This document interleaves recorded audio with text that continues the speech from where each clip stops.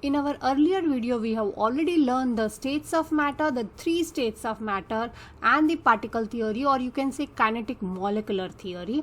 And in this video, we will learn the changing of the three states, or you can say interconversion of one state to another in terms of particle theory. So let's start. Let's start with the melting first. The particles in the solid are arranged in a fixed pattern or lattice, and that we know already. So if we have a look that suppose we have an ice cube, then the particles of water, you can say the molecules of water, are arranged in a fixed pattern, as we can see here, that all the molecules of water are very close to each other, held with a very strong force of attraction and arranged in a fixed pattern.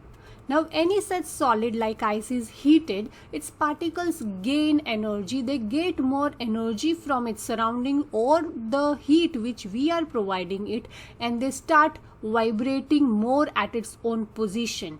So finally this makes the solid expand, and at the melting point the particles vibrate so much that they break away from their positions, they break away the strong force of attraction which is holding them, and finally the solid turns to liquid.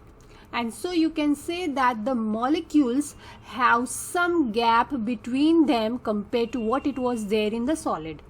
So you can say that the melting is interconversion of a solid state to liquid state. Now let's have a look at boiling. Now what's a boiling?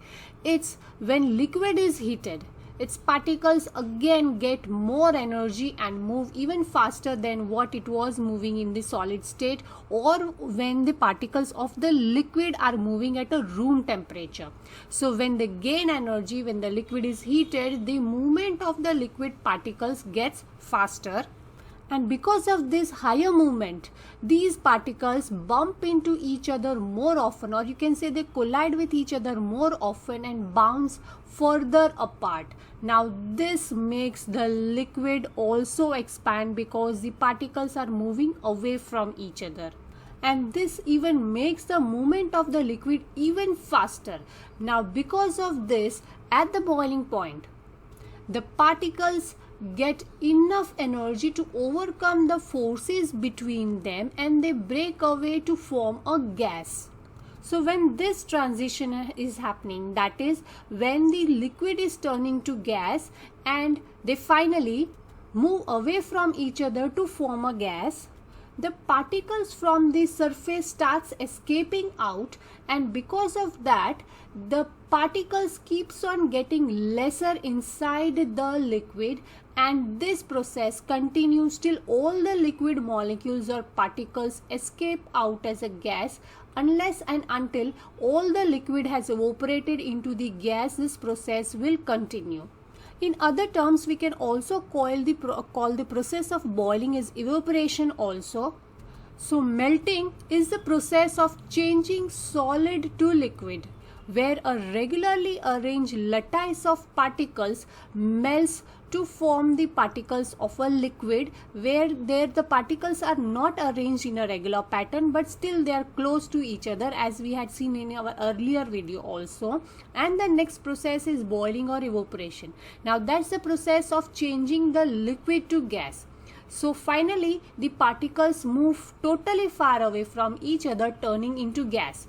But the same processes can occur in the reverse way also, that is condensation process. The process of changing gas back to liquid is the process of condensation. That is the gas cools down to become the liquid.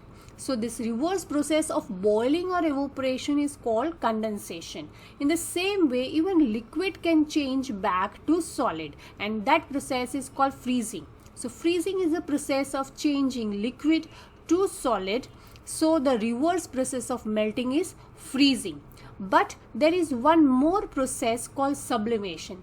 Now this is the process which changes solid directly to gas or even gas directly to solid without changing it into liquid. So this direct conversion of solid to gas is called sublimation. Even the reverse process of sublimation is also called sublimation. That is, if gas directly changes to solid, the same process is also called sublimation. So here I think the interconversion of the three states is very clear, where a solid changes to liquid, a liquid changes to gas, and equally the reverse processes can also occur, that gas changes to liquid and liquid changes to solid in terms of particle theory.